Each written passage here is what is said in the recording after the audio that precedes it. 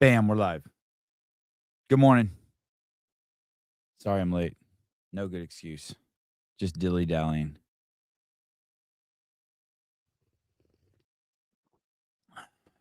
Good morning, Cole. Good to see you.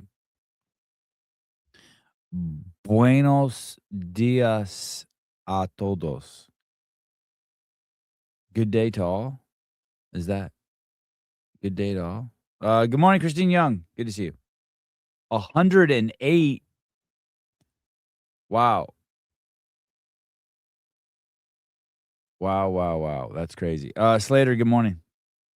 Did you guys see that, I can't tell, sometimes when stuff pops up in your feed and you can't tell if it's recent or not. Did I see that, did Ariel and Dylan already do a Hyrox? That's fucking crazy. How does she have the energy to do that? Where was that? That's like just getting right back on it. How do you spell Ariel's name?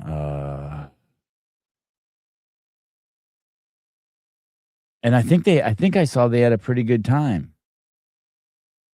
Did I see that right? Yeah.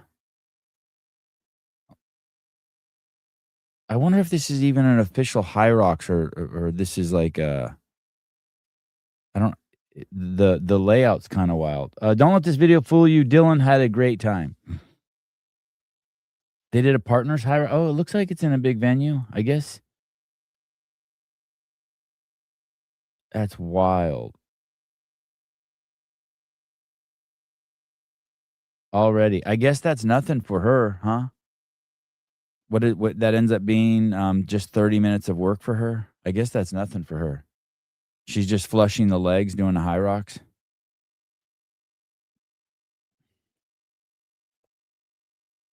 Nuts. It's basically a fun run when doing doubles. Even with that time, an hour and 4 doesn't. I mean, it looks more than a fun run for him. Mr. Vindicate, during home from vacation and catching up on the behind the scenes. So good, thanks. Yeah, I watched my first one yesterday. I was like, wow. I was stoked on it.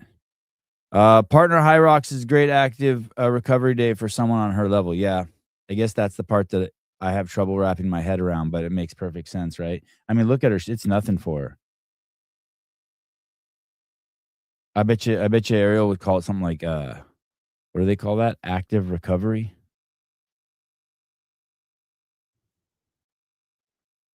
Someone writes, "So you just completed the CrossFit Games, won the Spirit of the Games. How are you celebrating and recovering? High rocks doubles, anyone?" I mean, for some people that's probably like a life goal to complete that.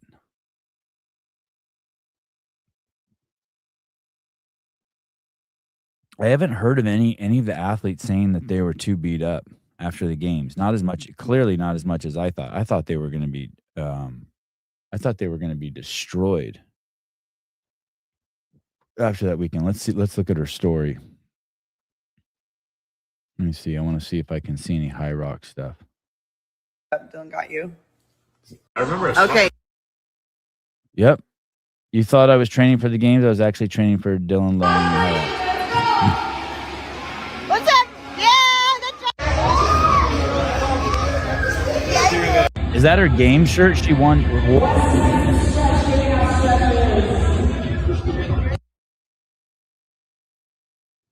Dang.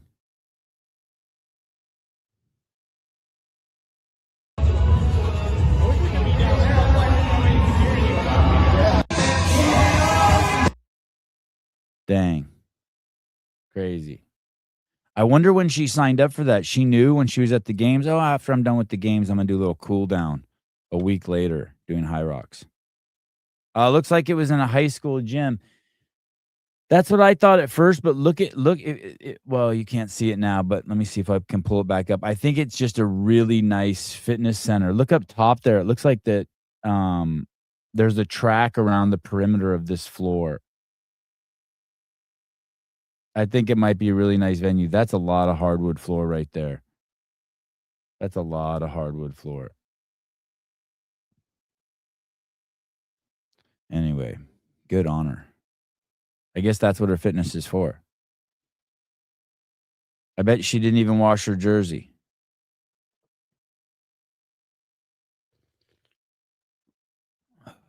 Oh boy. Okay. I saw this clip this morning. I wanted to share this one with you guys.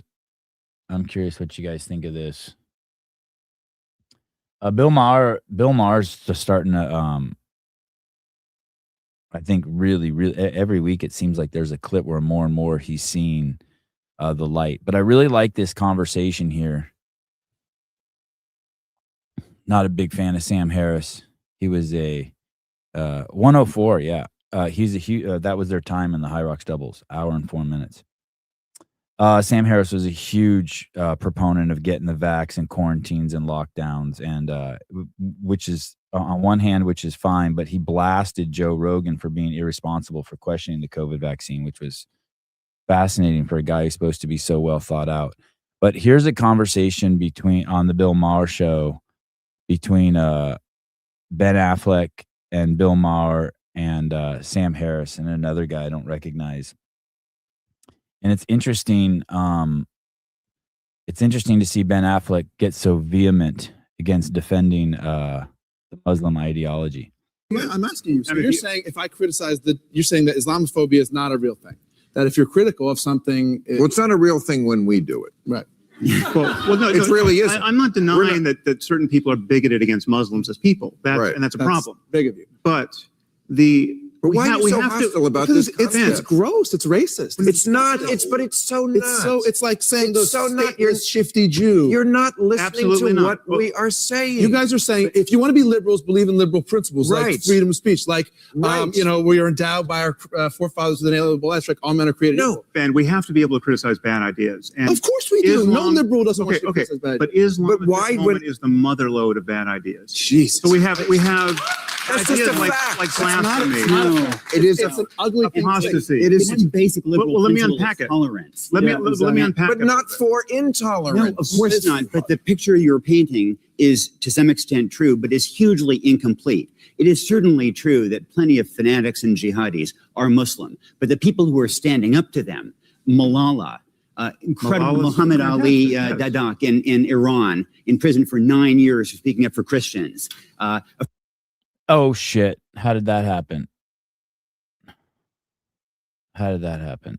I apologize. That Islamophobia is not a real thing. Who was shot this year. Before we get to the end of this, I want to tell you. So what's happening here is Ben Affleck wants to argue that there's good Nazis. He wants to be like, but not all Nazis are bad. There are some good Nazis. I had a flat tire and a Nazi stopped and helped me.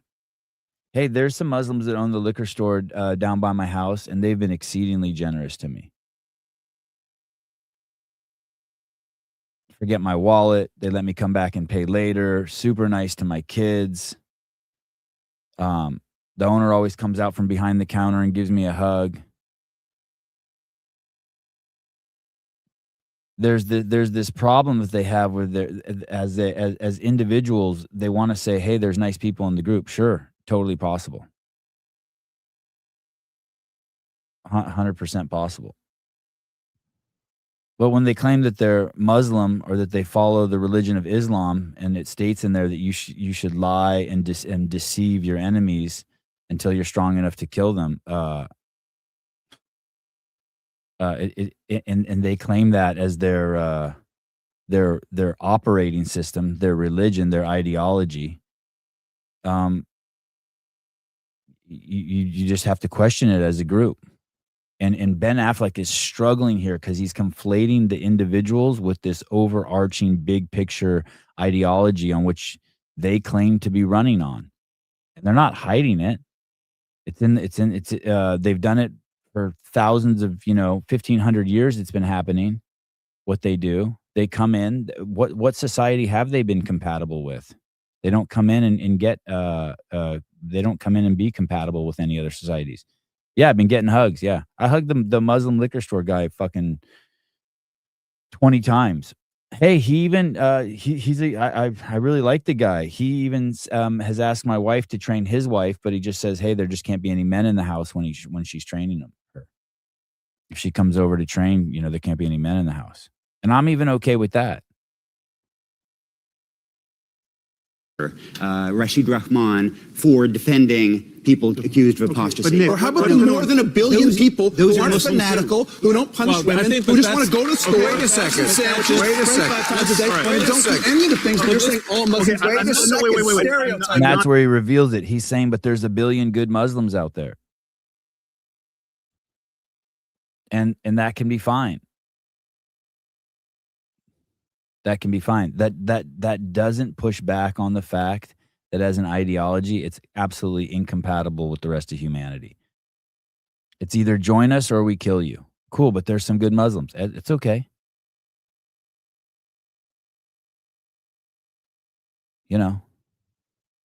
It's fine. But it doesn't dispute what these guys are saying, what Bill Maher and Sam Harris are saying. Wait a You add second. things, and you're painting the whole group religion with that. No, same brush. let's get down to who has the right answer here. A billion people, you say. All these billion people don't hold any of these, Billion 5 or something. don't hold these pernicious beliefs? No. I would, well, They don't. that's just not true, Ben. That's just not Yeah. true. Can I just express Many how I of think them it breaks do. down in terms of The belief? idea, What are, you haven't even defined it. you're trying to say that these few people, that's all the problem is, these few bad apples. The idea that someone should be killed if they leave the That's Islamic... horrible. That should Okay. Wait, That but is wait, you're center of saying the that the fairway idea that Islam. someone should be killed if they leave the Islamic religion is just a few bad apples? the people who would actually believe and enact that you murder somebody if they Yes. believe Islam is not the majority of Muslims at all. Okay. Then they're not Muslim. Then they're not Muslim. Then they're not Muslim. Like I don't understand why he's struggling with that. Then they're not Muslim.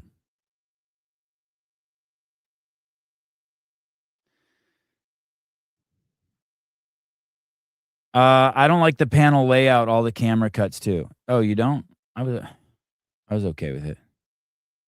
Yeah, that's in their Quran, bro. Exactly. Hey, but I am really happy that they're having the conversation. I'm actually kind of blown away that someone that's I give hats off to Ben Affleck for being so high profile and coming on the air. Because at some point, now that Ben's willing to have the conversation publicly, I bet you at some point he flips. He just needs for it to wait. He just needs it to get closer to him. Do you know what I mean? He needs to have a moment where it encroaches on his freedoms and on something he believes and something he holds dear, and then he'll flip.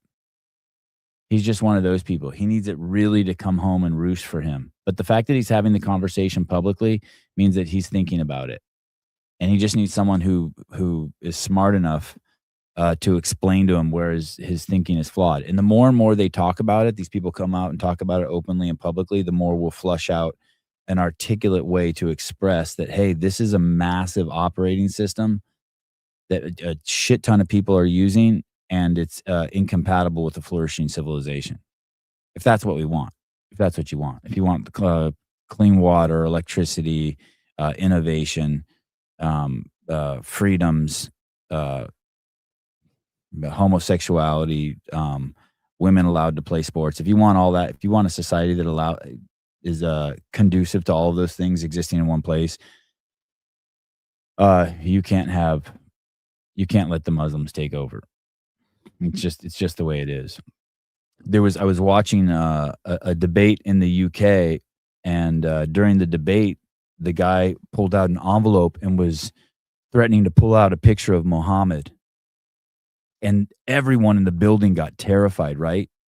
And his point being that that's how fucked up the religion is.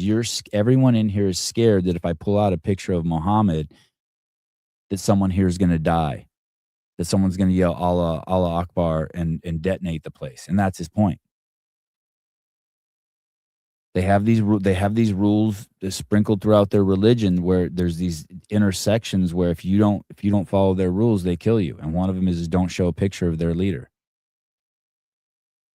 it is a jacked up religion, and people. The reason why people don't speak up against Islam, most of them, is because they're terrified, and rightfully so. You don't want to get your head sawed off in front of Trafalgar Square. You don't want to get publicly beheaded.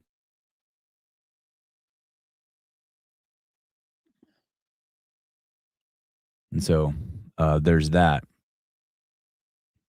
I saw another fascinating clip. The king of liberals is tripping.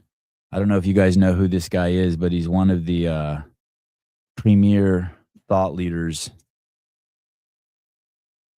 in the liberal space. His name is Scott Gallo. Hardcore. And this is the example I'm going to give you of when something comes home to roost for you. All of a sudden, you're like, "Yo, what's going on?" The end game for socialists and communists is to kill. Is to eventually, as a dear friend of mine said, to stack bodies like cordwood. It always happens, right? At the end, they kill all the useful idiots who did all the protesting for them. Scott Gallo is as diehard liberal as they get, steeped in intellectual garbage. And he voted, and correct me if I'm wrong in the chat, there was there's this thing that they're doing in New York City, and Mamdani's doing it, and I think what they're going to do, and like I said, please correct me, they're going to basically, anyone who owns more than one home in New York City, a primary residence and a rental, there's some tax that they are going to impose on you in order to punish you for making an investment in a second home. They're trying to level the playing field, right? They're doing the equity thing. Oh, you have two homes. You worked really hard and were able to afford two homes, so we're going to put a tax on you for your second home or your third home or your fourth home in order to de-incentivize people trying to make investments and take care of themselves. And this guy, Scott Gallo, who's a liberal, he agreed with it. He's like, yeah, this is a good idea. This is a good idea. This is a good idea. And he owns multiple homes. Well, this is where it went sideways for him. This is the part he did not like. This part when this happened. Here we go. And I've been doxxed. You've been doxxed. What? Tell me. So I don't know if you've heard, but Mayor Mamdani has decided to release a list of the 950,000 residences with addresses and names that might be eligible for his pied-à-terre tax. I came out. So Mamdani took these 950,000 people who might be taxed based on their property ownership in New York City and released all of their names and addresses. And this guy's tripping. Now he's tripping. He's tripping because we just saw a CEO of United Healthcare get shot in the back of the head, right? And we know these people that that for some reason they hate rich people. They hate successful people. They hate people that work hard. And now he's been put on some sort of list and released to the public. Out in favor of this tax. This is the definition for his pied-à-terre tax. I came out in favor of this tax. This is the definition. He's taken a legitimate source of tax revenue and he's turning it into a wanted poster. And the question I would have is, other than trying to identify and imply these people have done something wrong, and then 18 months after a healthcare CEO was executed in the street and then published the list, what is the upside here? Why is he doing this? You work hard. People who we had Lydia Fish on and she bought a house and we know she saves every penny she has. And what is she excited to do with her husband, her fiance, is to buy another house, to keep working hard, to keep waiting tables, to buy another house. And at a young age, invest, save your money, work hard, invest, buy another home, and build and use that to build a nest egg. I did the exact same thing. You people who do this know who you are. You worked every Christmas. You worked every Easter. You worked every vacation. When your boss calls you and says, hey, can you come into work? You say yes. You put your phone next to your bed and you let the only phone number come through in the middle of the night being from your boss. You miss your mom's birthday. You miss your own birthday. And you do that and you're rewarded with it, with extra money, raises, opportunities, and you take advantage of them. And you don't buy a new couch when your couch has a hole in it. You don't replace the hardwood floors in your house. You don't go out and buy new clothes and underwear because you're saving every cent you can to make that extra mortgage payment on your home so it can be paid off earlier. There's a whole swath of us doing that, a whole swath of society.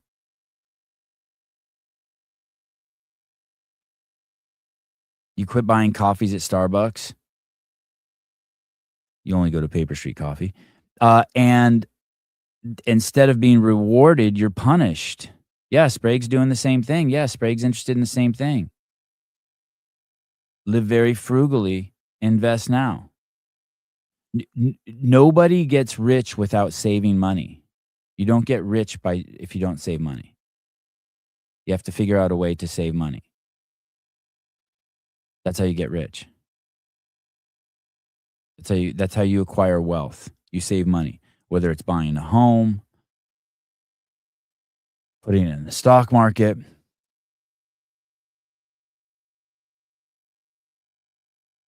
But if you're making $600,000 a year and you're buying supercars every year, brand new supercars every year, you're not going to get rich. You're not going to get rich. You're going to stay poor. And so now this guy who supported the tax got pissed because he realized what's really going on. And you may not see the connection now where I say stacking the bodies like cordwood, but that's what's happening. They're doxing those people. They're shaming those people. And when you do stuff like this, you de-incentivize people to work hard, to innovate, to create. Why would I work extra hard? Why would I contribute? And by the way, when people are working extra hard like that, you're contributing to civilization. You're causing growth at a much faster level and opportunities at a much faster level for everyone around you. Mr. YouTube Dave, sacrifice and work, rentals, construction are my thing. I don't know if it's sacrifice. Maybe I should look up the definition of sacrifice. I never saw it as sacrifice. I never was like, I feel like there's a component of feeling sorry for yourself with sacrifice. Sacrifice is the act of giving up something of high value for a greater goal. Oh, okay, maybe.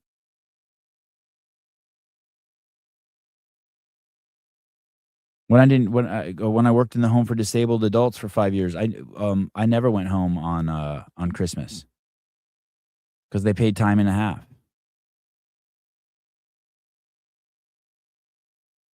All the years I worked at CrossFit, I was always ready to go somewhere on Christmas Eve, do whatever it takes. I wanted to do it. I never went kicking and screaming.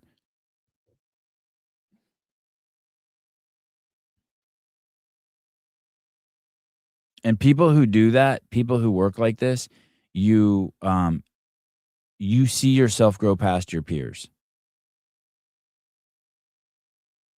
You see yourself grow past your peers. You just see it. You just see it. And they'll criticize you. Your peers will criticize you. They'll laugh at you. They'll say you're crazy. You're being taken advantage of. They come up with all of these things.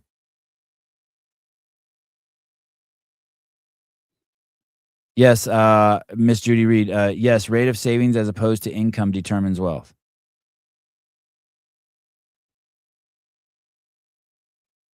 Wealth is created by those who can sacrifice today for a better tomorrow. The thing is, too, is Is not buying a new $2,000 couch for your living room really a sacrifice when your old couch is fine? I don't know if that's sacrifice.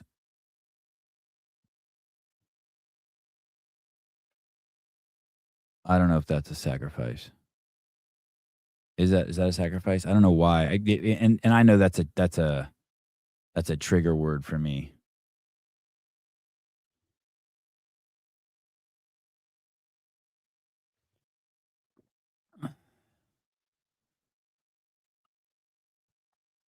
You didn't have kids then? No, I did not have. Well, I will tell you this. I give you an example. When my wife had twins, we already had one kid at home, and she had twins. And 2 weeks after she had twins, I went to China for 10 days. That was pretty crazy. She was at home with 3 kids, 2 newborns, and 18-month-old or 20-month-old. And I was very fortunate that Greg just let me bring my kids everywhere. I mean, I didn't take them on business trips, but like if I had to be in San Diego for a month, I just moved in into his house for a whole month with all my kids.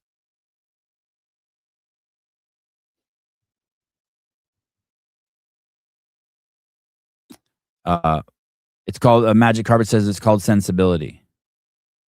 Income streams are real. Are key. Income streams are key. Yeah, 100%.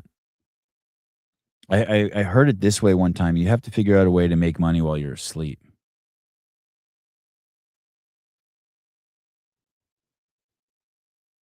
Kamala just said if they get back in power, she will pack the courts, make Puerto Rico and D.C. their own states.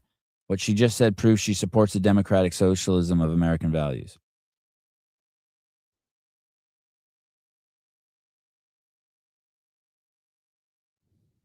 Oh, this is so cool, Ryan. Savvy, great to see you last week. Yeah, good seeing you too. Look at that trophy. I had an amazing and humble experience emceeing the Masters, Teens, and Adaptive.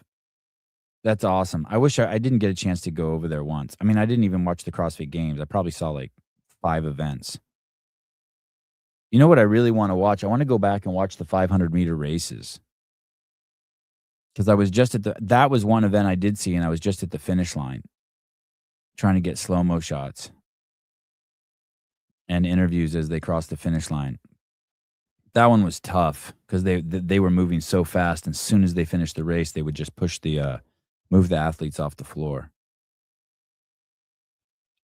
But I really wanted to watch that. I was thinking about maybe pulling that up today on the show and watching that with you guys. I'm just very curious how they covered it. I'm just curious how the guys ran. Did anyone watch that? Was that one that was behind the paywall? Is that one available?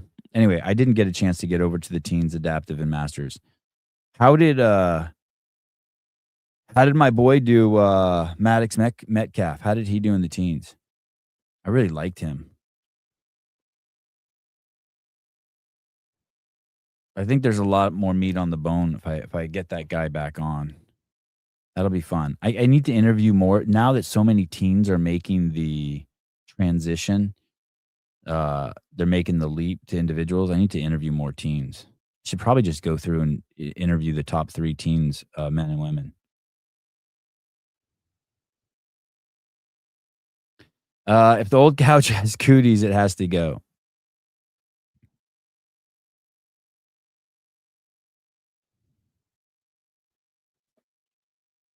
Yeah, I wanted to go back and watch the teens. Hey, what was crazy? And here's another one. Here's another event I saw on Thursday. I think it was Thursday. I did see the teams do the Big Bob, and if you didn't see that, that was wild.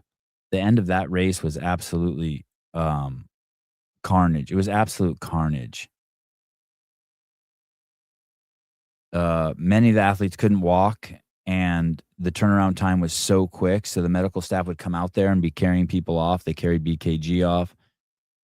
There was one guy in particular, I think I filmed it, and when he dove, it was on concrete, and when he dove to hit the buzzer, his legs flipped over him and smacked the concrete. It was so loud. I wonder if that guy got injured.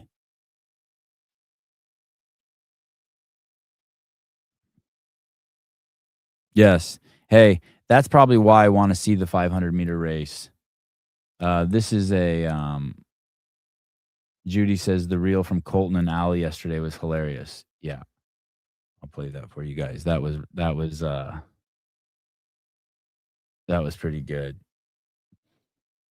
Colton's great, isn't he? He completely understands his lane. He completely understands his lane and has embraced it. Yeah, I know. I saw your 500-meter run at the games.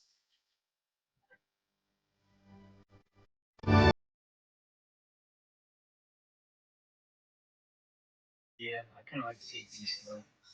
Yeah, I know. I saw your 500-meter run at the game. I kind of like to take things slow. And she says, I know, I saw your 500-meter run at the games.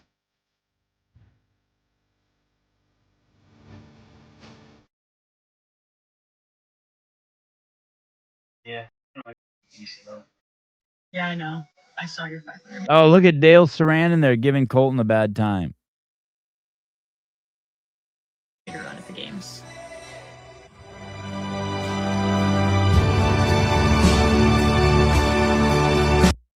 Colton looks healed already, doesn't he? He looks 10 years younger than he looked at the games. At the games, man, he had some wear and tear on him. Yeah, he fully gets his. Let's see this one. What's this one? I have no idea where I finished, but I was cramping really fucking bad. Really? I did the last 50 meters with my legs like this and just swim like that. And then I did my burpees like this. Got in and out of the water like this. Like a penguin? Yeah, I couldn't raise my legs. I have no idea where I finished. But I love it when he's happy. Sometimes back there he's so serious, and sometimes he's so happy. He has two moods. I love it. This was after day one, and he was in such good spirits. His head and neck have got so thick. He's big, man. He's really big. He's really big. He's massive. He is so damn big. He won the Open, 7th in quarterfinals, 6th place in semifinals, 3 event wins at the CrossFit Games, 9 top 10 finishes at the CrossFit Games. Colton, you continue to inspire and amaze us all. Our entire community has enjoyed watching and cheering you on this season. We're so proud of you and can't wait to celebrate with you. There's so much behind the scenes footage with him and Joey. If you have enjoyed watching Colton and are wondering how you can continue to support him, check out our golf outing. Each year we host the Kilo Golf Outing to help raise money to reimburse Colt for lodging expenses throughout the CrossFit Games season. Anything left over goes towards purchasing more equipment for our facility. If you're looking to support Colton, they keep calling him Colt. I call him Colton. Grab your friends and sign up for the Kilo Golf Outing. That's cool. I didn't know they did that. That's awesome. The gym, Cedar Falls.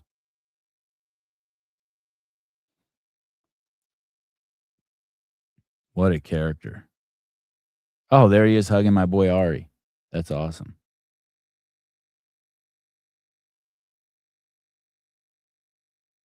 Man, we had so much fun there. My kids had so much fun. Merton's wedding registry. Oh yeah. Don't forget the wedding registry. You can just Google if you want to get Colton something. It doesn't have to be expensive either. There's stuff on there like a bucket of soap or like a hose for his yard. Yeah, I bought them a can of WD-40. Yeah, they're shit like that. That's so awesome. I know. It's such a farmer's registry. It's so funny. Very, very, very, very generous with his thoughts, his emotions, his vulnerability. He should be rewarded handsomely for letting us get so close to the experience without actually having to do the games.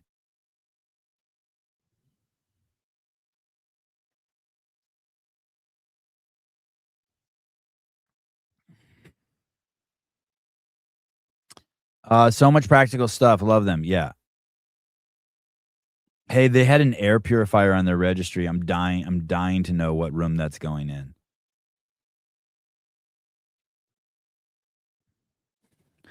Oh, being I RSVP too, Judy. How someone said yesterday in the chat that I didn't RSVP. How do you guys know stuff like that? Holy cow.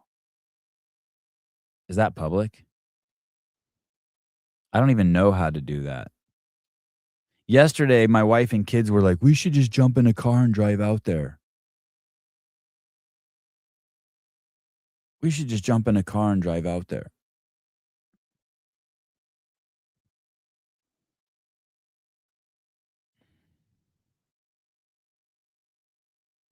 I don't know. I don't know. I don't know how you guys know stuff like that.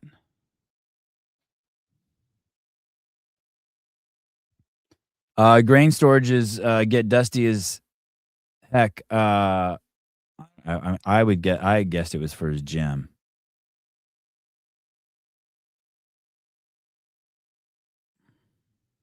He's gonna wear his formal Carhartt. I know. It would be cool to see what he wears.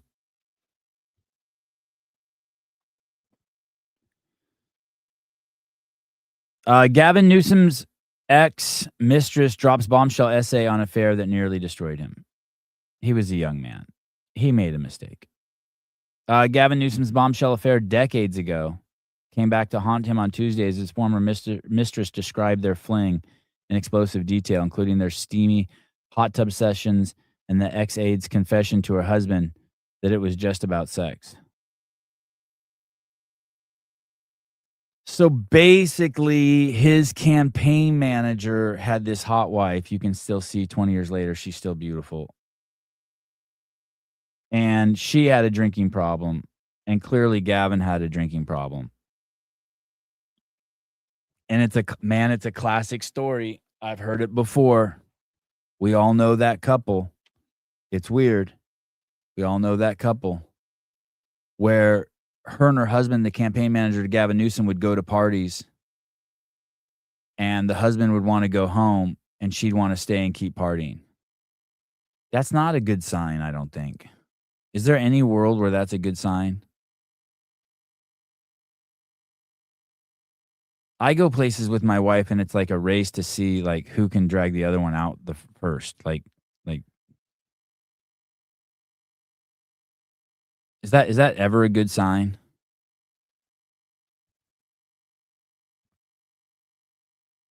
My kids, Travis, by the way, I wear that tank top you gave me, the Sevon podcast tank top. I wear that every other day. It sucks how much I wear it. It's the only tank top I have. But I had forgotten that you sent my kids those and they finally fit them and they've started wearing them and it's awesome. Sevon, remember the Griswold family vacation? You never get rid of that smell in the car? Like the sex smell? Anyway, so Gavin's wife is at or Gavin's campaign manager and his wife are at a party. She's got a drinking problem. Gavin's got a drinking problem. The husband wants to go home. She doesn't want to go home. She doesn't want to go home. Why doesn't she want to go home? So the husband leaves her there. You have to know. You have to know. If you leave your wife at a party and she's drunk, you have to know, right? Is there any other, like, she has eyes for someone there? She's about to get stuck by someone?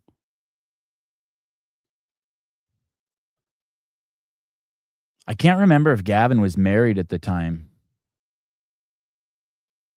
So the husband leaves and Gavin puts it to her. Or she puts it to Gavin. They put it to each other. What's an autist? Sevon dresses like an autist. What's an autist? I wear the same thing every day. I try to. I do the show in my long johns and then in a CEO shirt or a no plan B shirt. Yeah, only one outcome. Yep.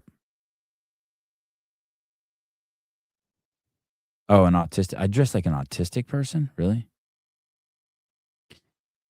Travis, here we go. Here's some, what's this called? Customer relations. Travis, I ordered the Sevon tank with the microphone. It turned out to be a woman's tank. Gave it to my girlfriend and she thought I was so thoughtful. Nice. Nice. A tank top on a girl, like the boobs are falling out the side and stuff. That's nice. You probably get a lot of side boob with the tank top. So he puts it to her. She puts it to him. The affair nearly derailed Newsom's early in his political career after he famously confessed to it during the 2007 press conference. At the time, Rippy, that's her name, his campaign manager's wife, Rippy, was married to Newsom's close friend and top aide Alex Tork, while Newsom had yet to finalize his divorce with Kimberly Guilfoyle, now the ambassador to Greece. Wow. Isn't Donald Trump Jr. banging her, or Jeff Bezos or something banging Newsom's ex? As she settled into the administration the next year, she said Newsom moved her office closer to his and began dressing more sexily. So she began dressing more provocative. I start paying closer attention to what I wear: Chanel makeup, pink patent leather heels, a tight pencil skirt. I cross my legs. I feel important. It's hard to reconcile that women with the person I would become in one short year. So, but at the end of the day, I hate to say it, but it's just a drinking problem. They were just drunk. They were just drunk, young, and horny. At one point, Newsom said to her, "Hey, you've lost all your pregnancy weight." Isn't there like a line? Is there a delineation there? It seems, bear with me here as I think this out. And if you guys want to destroy me in the chat, I'm open to getting destroyed for this. But isn't it worse to rail a woman who have an affair with a woman who has a kid than like so let's say you're married and you cheat on your spouse with a woman, a single woman. And then it seems like it would be worse than to cheat on your wife with a married woman. And then even worse to cheat on your wife with a married woman who has kids. Am I thinking about that correctly? Like, you don't put it to a lady who has a kid, right? If she's married.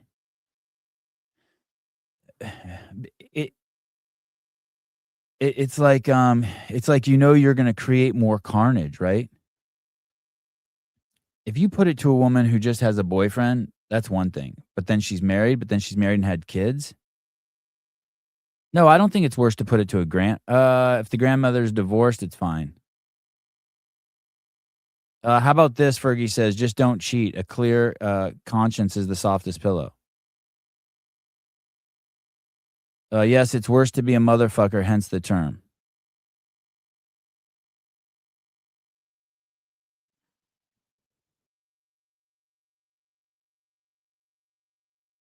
Send me a link to this, Christine. Speaking of boobs, I watched a show where the girl's boobs grew 11 sizes in 1 year. She was getting them reduced. That's a shame. That is a fucking tragedy.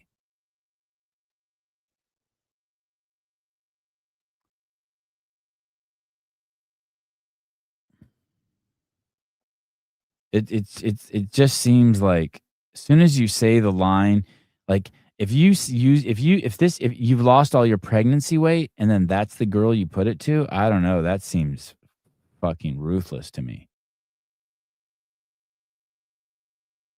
Because now,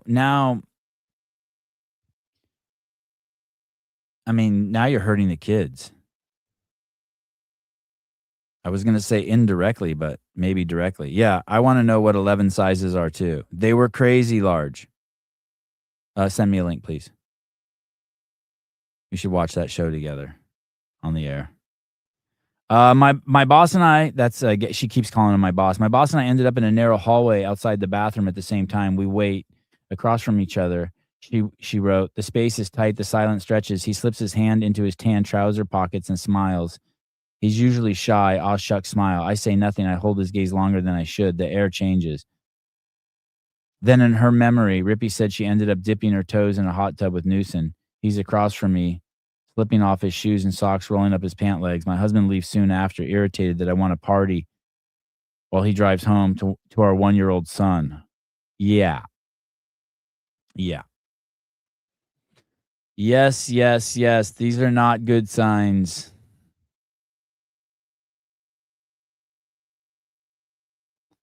On the way back to her hotel in the back seat of his chauffeured car, she remembered putting her feet on the center console while Newsom massaged her feet from the front seat.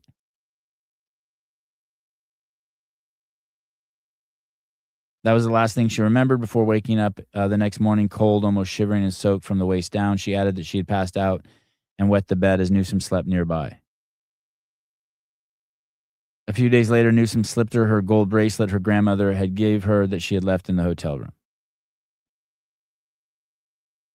What's interesting about that is Newsom said, one of the highlights of the story is Newsom claims that he told his campaign manager, Rippy's husband, he came clean. But her story is that she's the one who told her husband that she came clean. So he's kind of bending reality to make himself look better than he really is.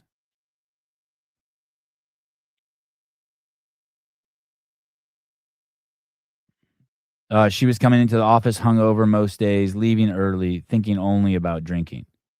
Yeah, so these were broken people. The affair didn't end until Rippy started using cocaine, and she had to make an emergency room visit for her nonstop bloody nose. Her sister told her that their father would pay for Rippy's rehab, and she agreed to go. Rippy's sister told Newsom to stay away from her. So the sister called Newsom and said, "Stay away from my sister. She is unwell. She's getting help. Even if she reaches out to you, it is your responsibility to say no." Gavin Newsom replied, "God bless, God bless." Her husband ultimately joined Newsom's 2006 re-election campaign, unaware of his wife's affair, but in early 2007, Rippy found the strength to confess. She said it was just sex on and off for months with the mayor. She wrote to her husband while staying at her parents' house with Torque. Looked after their son in San Francisco. So she was in such bad shape, she had to abandon her kid. Holy shit.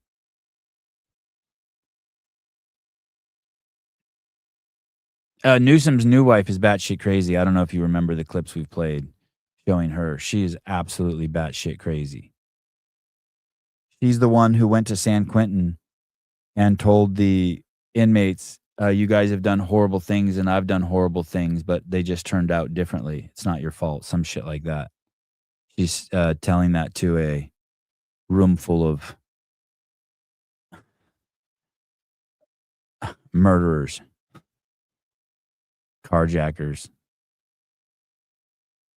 And what she's referencing is, as a young child, she was involved in some golf cart accident. I think she was 6 and or older, and somehow she was involved in it. I forget what it is, but she takes responsibility for somehow dislodging the emergency brake or something on the golf cart, and it ran over her sister and killed her sister. So she's carrying some serious trauma.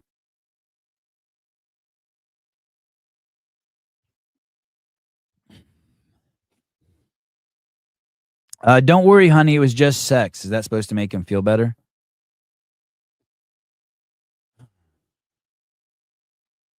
That's a great question.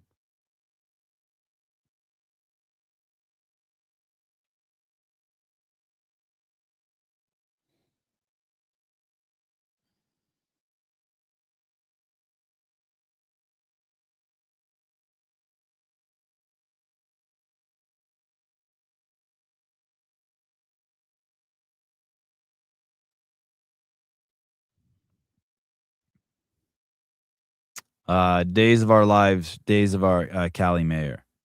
Yeah, he's a mess. He's a mess. He's the guy who said he never agreed with the term Latinx and never used it, and then they play the clip where he uses Latinx like 30 times. I haven't heard that one in a couple years, by the way. That one vanished. The Latins didn't like that. Ron, showing great compassion. Maybe her husband was a cuck. Maybe that's fair.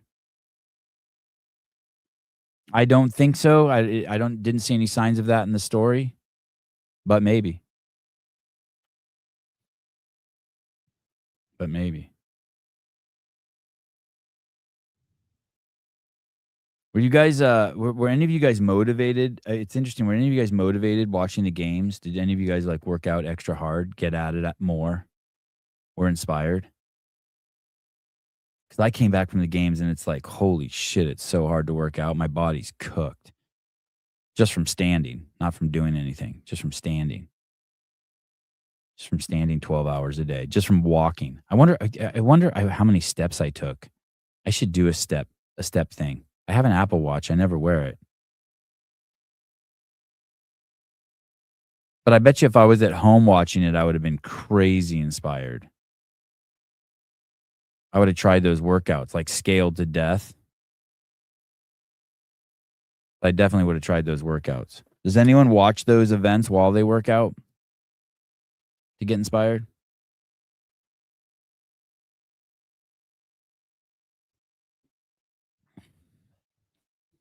I just tried a press to handstand, almost killed myself. I tried a press to handstand. Oh, yeah. On the parallettes, you tried it?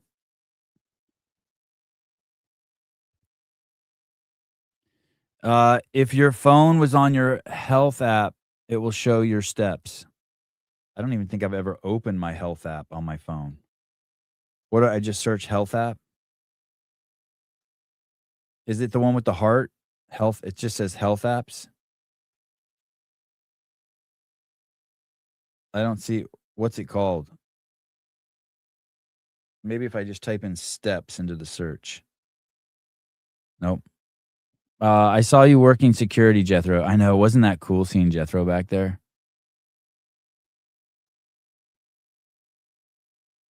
Yeah. Flying back to the East Coast and trying to work out the first couple of days was rough. This is a FaceTime audio. I don't know if I've ever got a call with FaceTime audio. Caller, hi. Hello? Stevie, Oh, my favorite voice. Yes. if you go to your app store Look in at the you. search bar, type health, it's the Apple Health, and just press open. So go to your app store on your iPhone, Yep. I typed in health. search health, and it'll say Apple Health. Yep. See it. Got it. Opened it. Open it. Yep. And then if you go to go down to summary, Yep. bottom left, Yep. The heart. I got it. see steps, click on steps, and it goes to the day. And if you click on week, you can go to your week and actually go to each day. Dude, you're right. Because it says I've taken 39 steps already today. But hear me out. You didn't always have your phone on you, did you? For every step of the day? Yeah. It swings around my neck like a girl. I wear my Oh, my like phone boomer style. I wear my phone. Yeah. Wow. I'm excited to click this. Okay, so I'm gonna click the steps. Yep. Okay, let me see. Yesterday And I then did on top, you can go W is week. yesterday I did 2,200 steps. Ooh. Were the games on were the games going July 26th?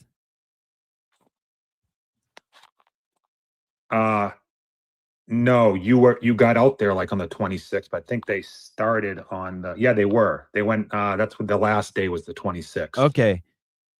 9,500 steps on the 26th. 9,500 on the 25th. 9,800 on the 24th. Thursday they didn't compete, only 7,000 steps. I guess my big day was Wednesday. Wednesday I did 12,000 steps. 11,500. With all due respect, that's very, very, very low for going to the games. I know that. I think you're right too. It should be double. I think around your neck, it might not be getting the same swing as a pocket, maybe, or it's part swing and part GPS, I believe. Well, I stood still for a long time. You know what I mean? Like I would just be standing. Yeah, which is almost worse. Like when you judge an event, it's a brutal day. It's almost worse than competing judging is. Yeah. Let me go back. Obviously not the games, but local event. Judging's hard. Standing all day like what you're doing. And mentally, you must be exhausted with the small talk and people coming up to you. Yeah, I was, but not anymore. I'm like full horsepower again. But yeah, the first couple of days were. So it says your average distance of distance walked and run over the past 7 days. 1.6 miles a day. Check out the month when you maybe don't wear it around your neck. Click on the M and go to the month. I bet you see a jump. Yeah, Up top. from what do you mean I see a jump? When I look at the month, it just shows me all the days individually. My biggest Yeah, but day was, the average is higher on the month when it's not around your neck. If I'm guessing. But yeah, it's always around my neck. wow, you are a boomer. Yeah, it's always. I have this lanyard. Yeah. And I wear it, and I just wear Fair. it around my neck. All Hey, right. you guys I have was probably hoping covered this. I was someone hoping already I would called. have like 50,000 steps. I'm very disappointed. I think that's low. I really do. I don't know. It already You should ask like Souza. it already counted 39 today, and today I haven't even worn it around my neck yet. I haven't had a chance. Right, but just coming to like your podcast studio is more than 39 steps, so that's wrong. And going to the bathroom and I only went to the bathroom once. I wake in the morning. I wake up and just drop a fat deuce. well, you know what I mean. Go to Yeah, the get your coffee, go to your desk. It's more than 39 steps. You probably already done 500 today. Jeez, no. All right. So the behind the scenes, you guys have probably already covered this, or someone's already called and said this, but I missed it. If they did, I want to just say having them come out live is 10x better than coming out month or weeks later, or even like the CrossFit Games would do the previous games behind the scenes, or the road to the games, or the fittest on earth a year later. No one really cares a year later about the year before. So having them live, kudos to you guys. I'm sure your views were way up on that. Like, What about releasing them the week after though? What if we did that? I'm not as into it. No, Like even you the just week watch after. the Okay. event. Okay. I personally, I would watch it probably because I love everything you guys do, and I'm a diehard fan. But I personally like, if I just watch the pig flip event, I want to see the behind the scenes on it because it gives you something to watch too in between. There's 4 or 5 hours without events sometimes, especially if I don't have the Flow Elite subscription. Yeah. So I loved watching your content. And do you guys ever deep dive into the views of why some of them got, 10,000 views and some got 40,000? Do you think it's the girls in bathing suits or thirst clips, the photo on front? The thumbnail. Yeah. I don't do that. Sousa's pretty into that. I think Jenny's into that. I think it's I definitely think that that's important.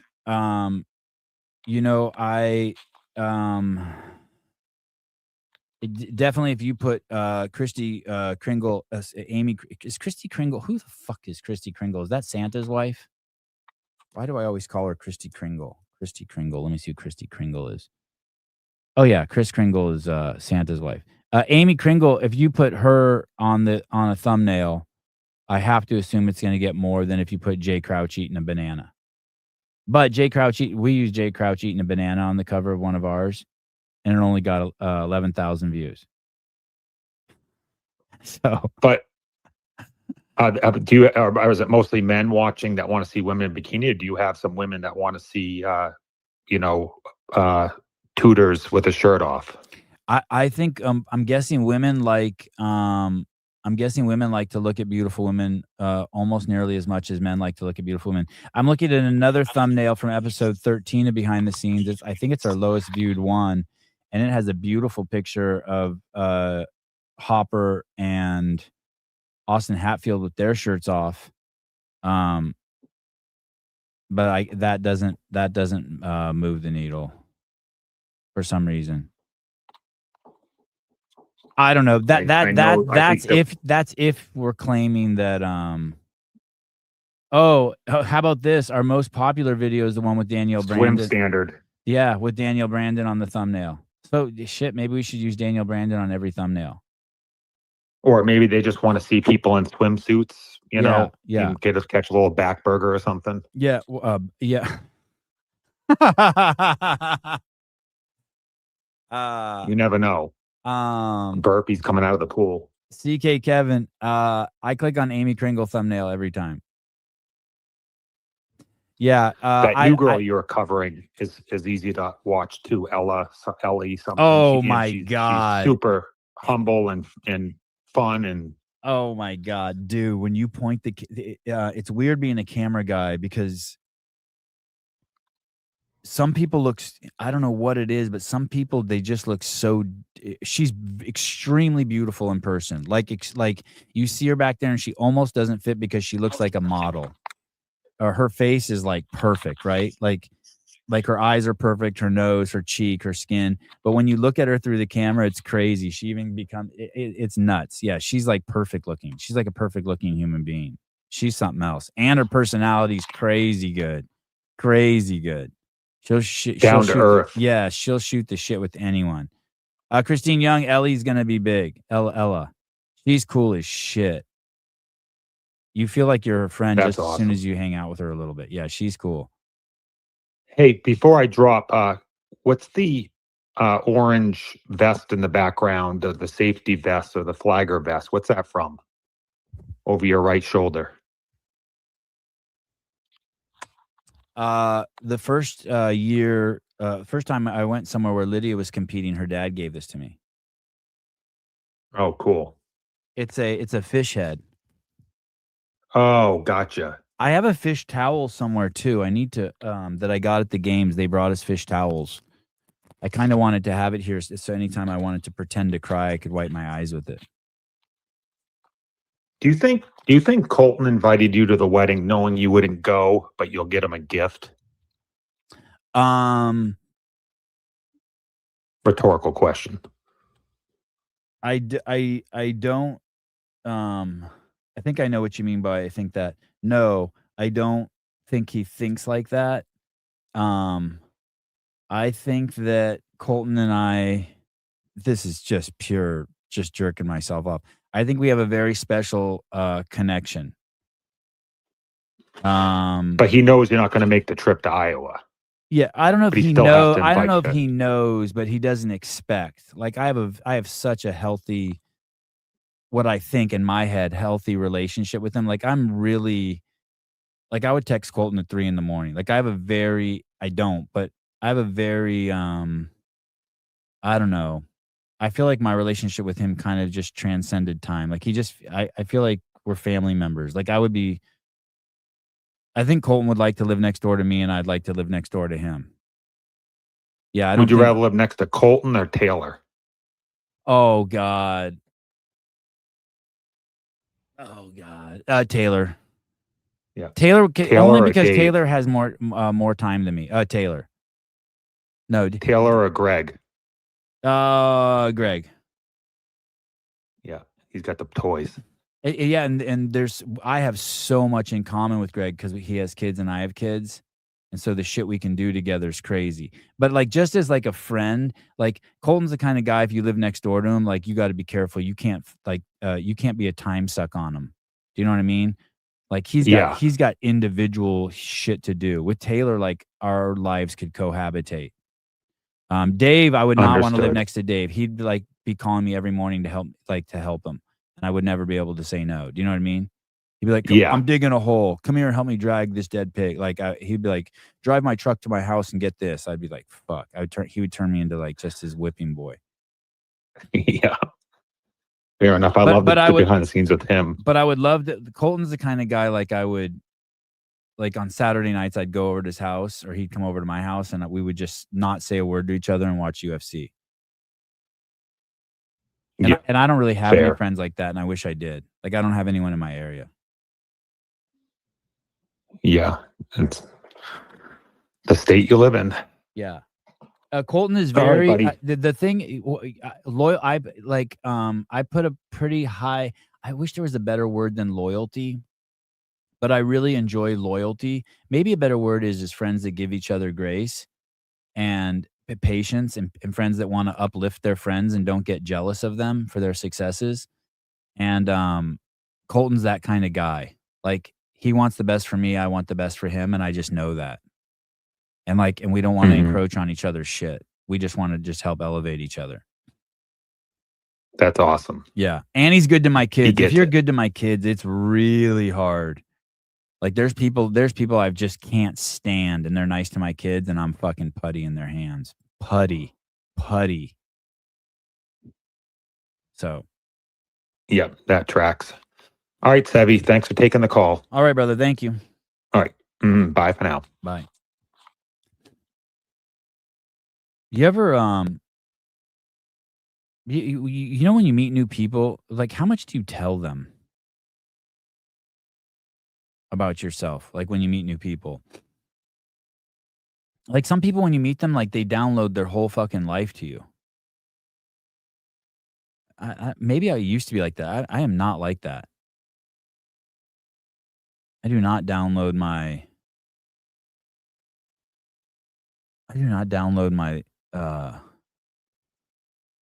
or like you talk to people and you talk to them for 2 hours and then you walk away and like let's say you ask the person 20 questions and then you realize when you walk away, oh shit, they didn't ask me one question.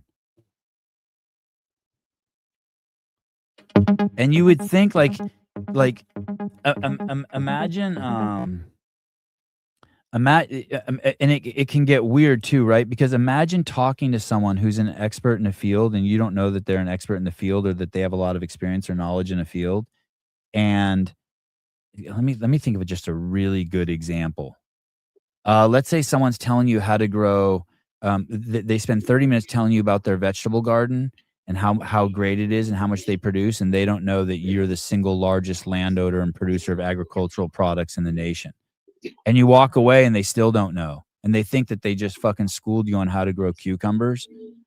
I mean, I made that up. That's a pure fictitious. But you ever been in that situation? It's weird. It's so fucking weird.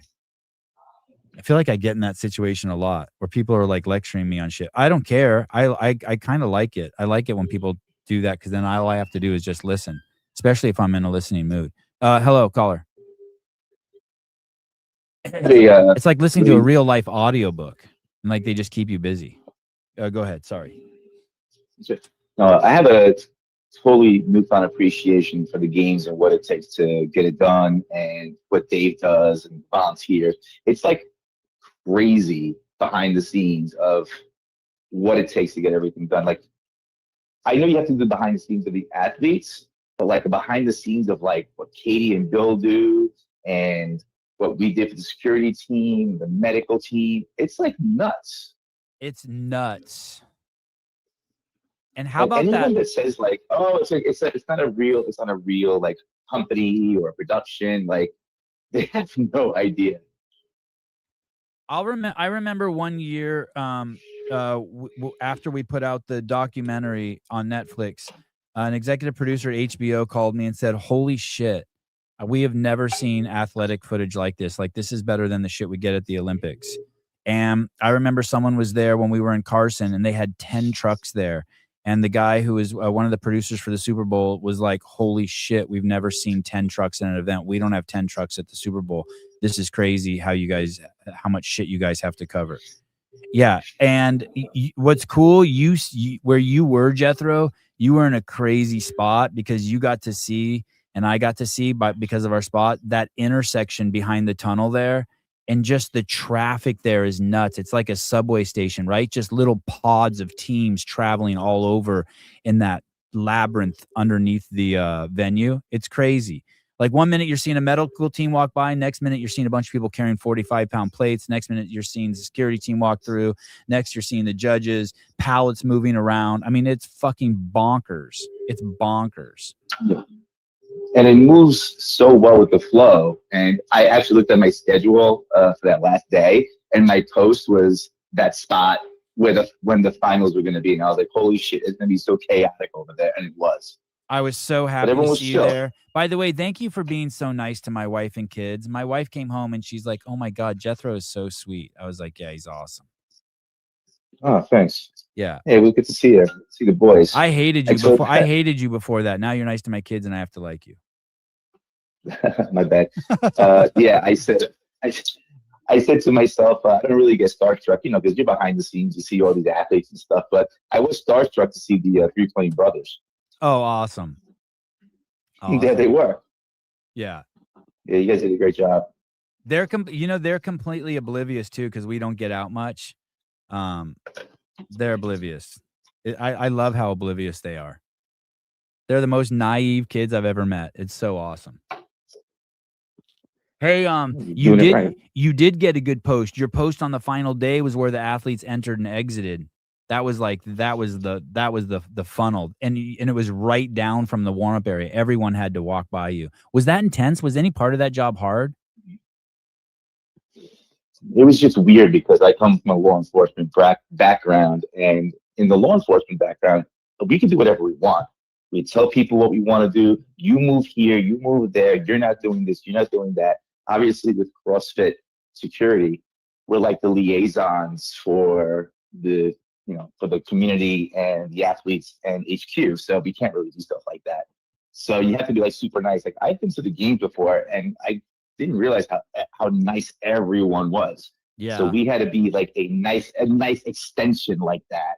Especially because we have name tags and everything. It's like they can know who you are. So for security, you try to be, letting everyone know what you can and can't do, but you also have to be nice about it. Yeah, and it's important that cops like establish that authority because it kind of nips shit in the butt early, right? Yeah, you don't want it to go too far, and then you're like, I got to backtrack. So for me, anyway, being from New York and being a cop, it was like, I got to be nice, but then again, I have to make sure people don't like take advantage. The security team looked good, by the way. Those green shirts look good on you. Most of the people there, I can't think of one security guard that I saw that looked like a schlep. You know what I mean? They all look tight and strong. Everyone looks strong. It looked like a good security team. Yeah, we had a good team. Like I said, there was like military, law enforcement, stuff like that, which is a good mix. So hopefully I could do it again next year. Yeah. Do you get a review afterwards or anything like that? Yep. How was your review? I guess we'll get it. I was supposed to only work Wednesday, Thursday, Friday, but then I saw like how busy it was. I offered to work Saturday, Sunday, and they took me. So. Oh, that's awesome. And I didn't mind doing it. It was fun. It was a lot of fun. I mean, it was a walk, like you said, on my feet for 12 hours, but. And you got the best post, and you got like the best. I think on the final day, that's the best. If you're going to be security, I mean, that was the best. That was probably one of the best spots in the entire stadium. Yeah, it was dope. Like I went up to go sit with the people that came from New York, and they, up in the stands, and I was like, man, these seats suck. Hey, how's everything in New York with Mom Donnie? Or is there any tide swing, or is it still? Are people still happy they elected him? Yeah, they're still happy. He's kind of calmed down from what he was like promoting and his platform. We knew he wouldn't be able to get all these like government-run grocery stores done, these free buses. So, they pulled the wool over people's eyes. But I think he's playing it cool now. And, he's saying he wants to arrest Netanyahu when it comes to New York for the UN General Assembly. And, he makes all these promises, but just like every other politician, they make promises, but they can't keep them. Damn. He sucks, but that's crazy. what are you gonna do? That's crazy to say that he wants to arrest Netanyahu.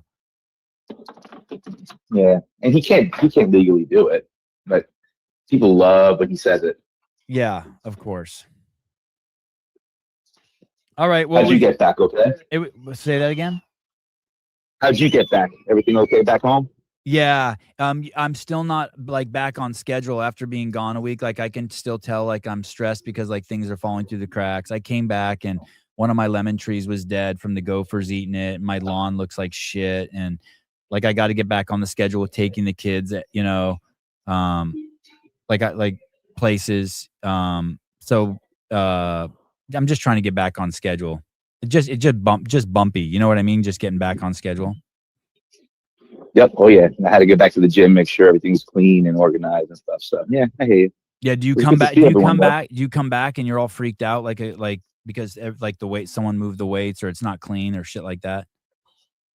Yeah, all the dumbbells were like the numbers weren't facing up, and the turf was a little dirty. Had some like rope, like the rope leftovers on it. I was like, ugh, let me take care of this.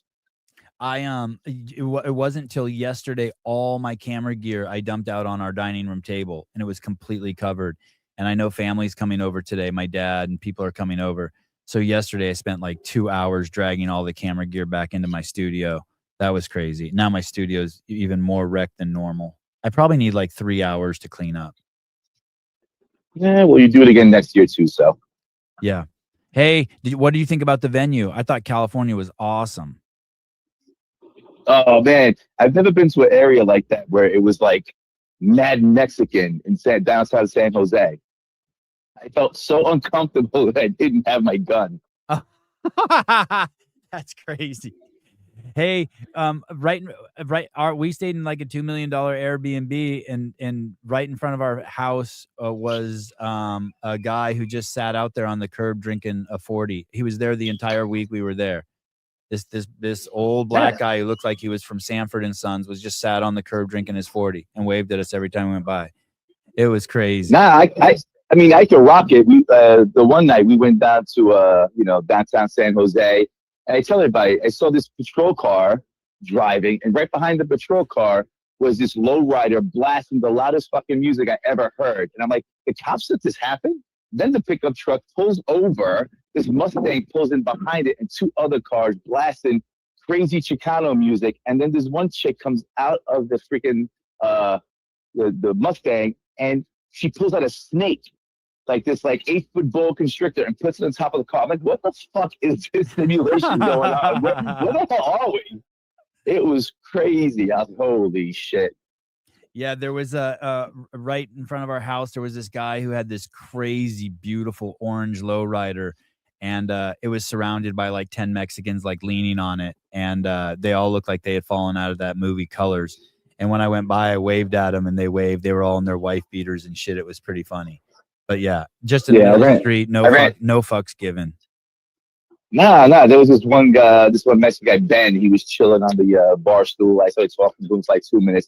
Cool dude. I just wanted to get a vibe of like what he was about and like, where he was from. He's like, I've been in San Jose 38 years and I love every minute of it. And I was like, that's fucking awesome, dude. He was chilling, drinking by himself. It was chill. Did you go to Morgan Hill? Did you do any security there? Yeah, we were there. We're checking everybody in. I was inside the course for the crit. Yeah, that was cool too. The security was pretty cool there. I had to run out a few times because they had the bath. They had those porta potties outside of the venue. Yeah, that was a disaster. Well, the security was for awesome. the athletes, because they had to go from from like the warm up for the 2007 event, and then the bathrooms are all the way across. They should have had like a couple of porta potties over there. But, and then not only that, they could be stopped by the public. Yeah, I mean, they were real cool about it. Yeah. But a few times when I went out there, the security, it was nice enough. I would just be like, hey, will you watch my camera in my backpack? And I would just take it off and leave it there so I could enter, because you can't enter the porta potty with all the shit I'm carrying. You'll get piss and shit all over it. And they were great. They were always so helpful.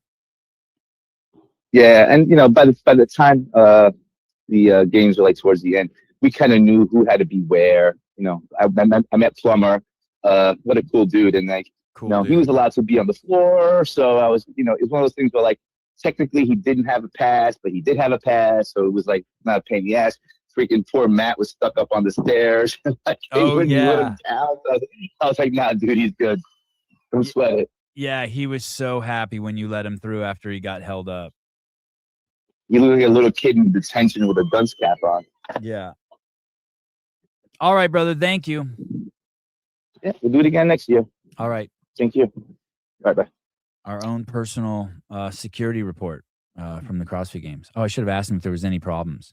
Anyone taking pictures of guys' dicks in the bathroom like a couple of years ago. There was a huge party outside the CrossFit Hotel Friday night. Oh, like a non-CrossFit party?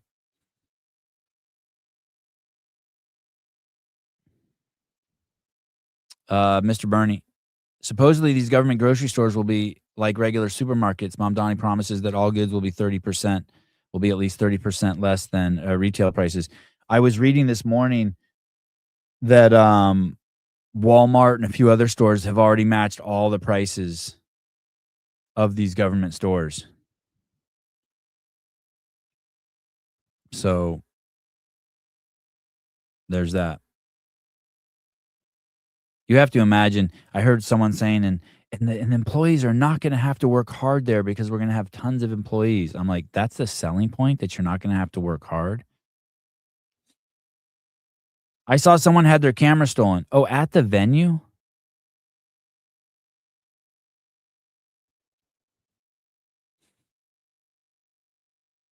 Mr. Dark, morning, Sevon. Did you get a chance to watch the video of Dr. David Marin testifying to the EU Parliament? I have not. I think I've seen it before, or at least I've seen clips of it. I have not watched the whole thing. If you send it to me, I will. I'd love to see it.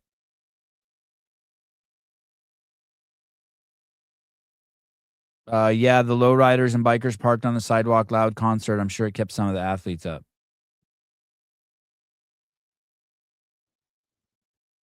Wow.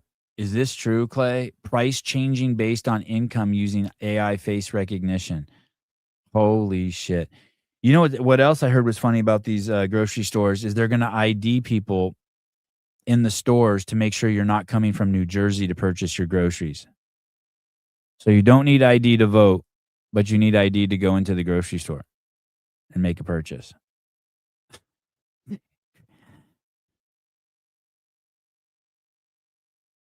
I'm gonna search that real quick. Facial recognition Mamdani grocery store. I can't believe that's true. Oh, San Francisco grocery stores deploy facial recognition. The convergence of facial recognition in grocery store involves private retailers using biometric tools to deter theft, contrasted with New York City Mayor Zohran Mamdani's municipal grocery initiative and his political opposition to commercial biometric surveillance. I did do a story. I don't know if you remember that, but it sounds a security guard at Walmart said in California said that because you can't really prosecute anyone for stealing unless they steal over $950 worth of stuff, what they do is they let you steal and then they take a picture of you somehow and the AI remembers you and they keep remembering how much you stole. And once, let's say you make 5 visits there and in your 5 visits, once it goes over $950, then they deploy security on you. They wait. And then it becomes a charge based on your cumulative stealing for the month or the week or the day. So there's that. Kroger's already experimenting with it. Let's see. Facial recognition Kroger. Oh, it's funny. The first response is Kroger does not use facial recognition technology for pricing, though lawmakers have raised concerns over its digital shelf tags and past tech partnerships. That means they are. I read that as they are using it. Kroger denies reports of in-store facial recognition devices. Kroger surveillance pricing harms consumers. Kroger does not seek to identify customers through facial recognition technology, only to detect customers' presence, dwell time, and door opens. Oh, so they do use it.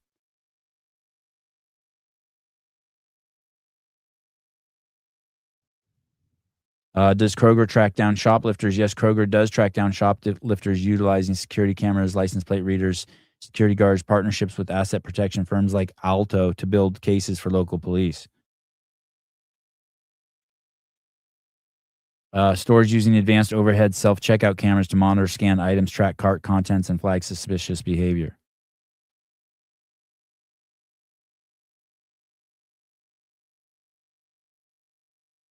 Yeah, I think you just pretty much have to assume you're always being watched.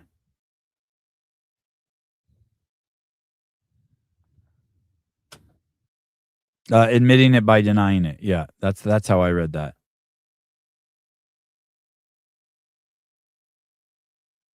Good thing Asians don't steal. There'd be a lot of false accusations. Oh, because they all look alike? That's a good point. That's a great point. I don't know if you're allowed to say that, but it's a good point.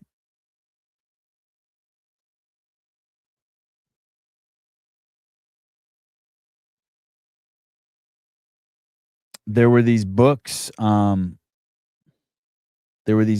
they were selling at the CrossFit Games. They were like, I don't know if I'm using this word right. What's a compendium? Am I using that word right?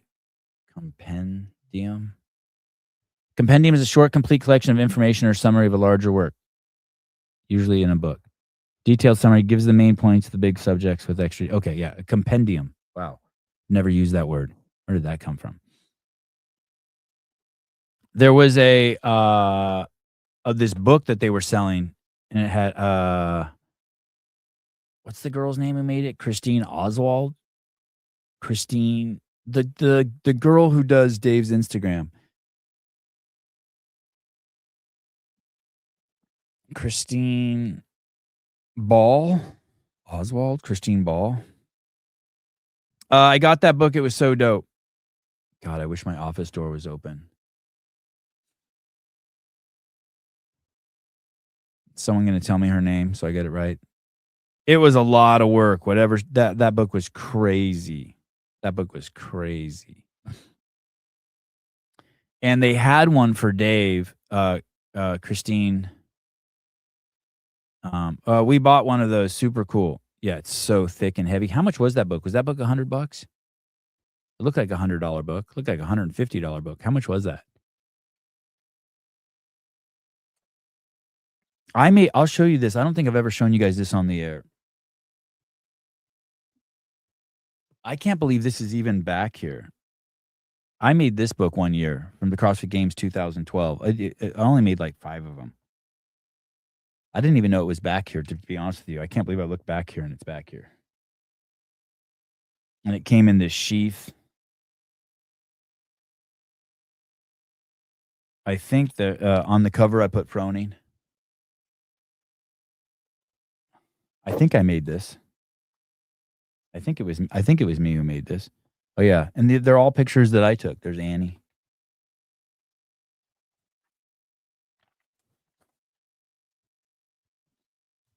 I forget who this is. She was a masters athlete and she passed away. What was her name? God, I'm so horrible with names. Look at Dan Bailey, Lucas Parker. Yeah, I took all these photos. I made this book. I forgot all about this until just now. I'm running on the beach. I used to carry one camera to take photos and one camera to do the behind the scenes. Oh, the book was $168? Yeah, I mean, it's a crazy book. It doesn't surprise me.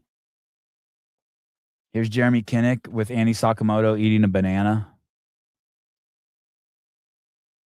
There's a helicopter flew over the run course. Rich Froning jumping over the obstacle course. Anyway. Oh, look, there's Dave.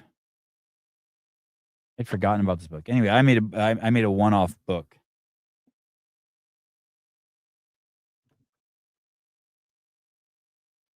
I should put that on eBay I should put this on eBay for $10,000. I fancied myself as the greatest photographer in the CrossFit space.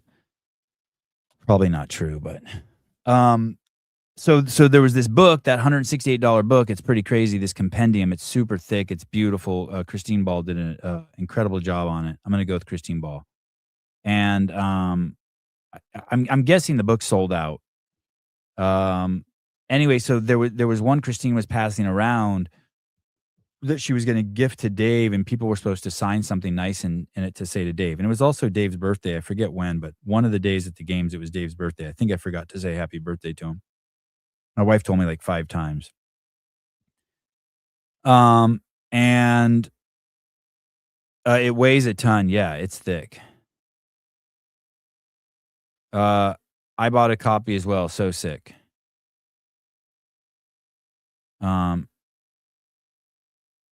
It actually seems cheap for what it costs to print that. Yeah, exactly. It's a really nice book.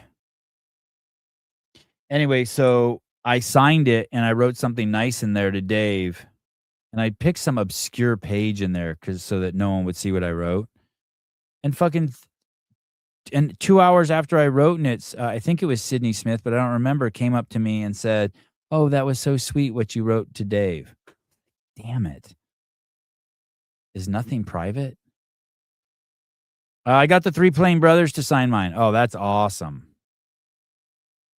That's awesome. Fergie, it's a perfect coffee table book to warn your guests you will not shut up about CrossFit. Yeah, that's true. 100%. Really cool book. I'm surprised someone didn't gift me one. It's disgusting. All right. Tons of CrossFit Games athletes getting ready to come on the show, or I'm getting ready to have them come on the show, whether they know it or not. We have Dallin Pepper on the hook for tomorrow morning, although I think he said he was out camping on a lake or something. So not sure if we'll get him, but we are in, he's tentatively on the calendar. I want to get Eileen Wurz on. Tuesday, Amy Kringle's coach, Fraser McKenzie, really cool dude. Great beard. So this week will be stacked. Oh, you can get the CrossFit book for $9.99 at Mom Donnie's store in Queens. Oh, that's awesome.